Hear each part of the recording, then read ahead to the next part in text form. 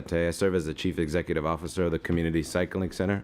The Community Cycling Center believes everyone deserves access to the freedom, health, and benefits and joy of bicycling.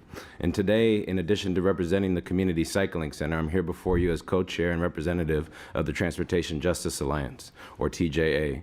TJA is an influential regional coalition of grassroots community organizations and allies that believe transportation is a human right and whose mission is to build power in low-income communities and communities of color to ensure an affordable, equitable, and environmentally sustainable transportation system.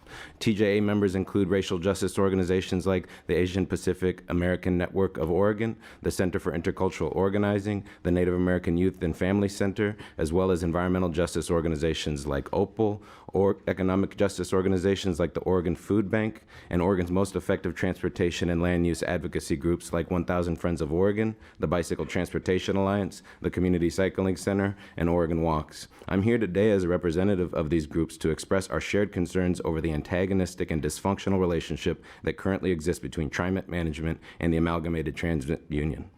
Trimet's relationship with its workers has been tense for many years. That certainly isn't news to anyone in this room. But recent actions by Trimet staff that you've already heard plenty about today threaten to make this tension even worse. I'm here because it is critical for this board to fully appreciate the multiple ways in which further alienating ATU and Oregon's labor community, as well as transportation, land use, and community advocates, is counterproductive to the goals that we all share, or at least should share, with Trimet. Let me give you two very quick non-labor examples of how Trimet is increasingly isolating itself from long-standing and/or potential allies. First, Trimet's aggressive pursuit of an even bigger slice of regional flexible funding to finance the agency's construction debts at the expense of safe routes to school funding that has been prioritized by community members and advocacy groups is beyond frustrating. It shows how out of touch the agency is with the needs of the communities it purports to serve. The second example, which is an intolerably regressive wage tax proposal that Trimet attempted and failed to pass during the most recent state legislative session. This regressive wage tax on working families forced many of Trimet's once upon a time allies in the transportation, land use, and social justice communities to openly oppose it, including two of the largest environmental and land use advocacy groups in our state, the Oregon Environmental Council and 1,000 Friends of Oregon.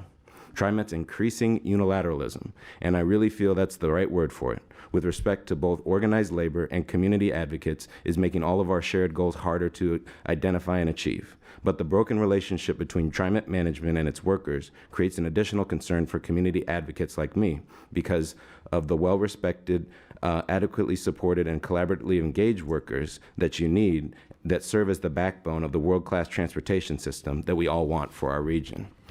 Indeed, an agency that has spent so much time lately talking about safety, the number one thing that it can do in this area, hands down, is to improve the relationship with its drivers and its mechanics. This isn't a controversial thing to say. It's a point that has been made in multiple audits of Trimet and throughout the transit research nationally. We need to find solutions together. We need to work as a team to pass new policies and revenue measures that respect the dignity and rights of Trimet's workers and improve transit service in our region. On behalf of TJA, I'm asking members of this board to meet with union leadership and members to begin the difficult process of reconciliation so that the true supporters of public transit, workers and riders alike, can have the system we all want, need, and deserve. Thank you for your time.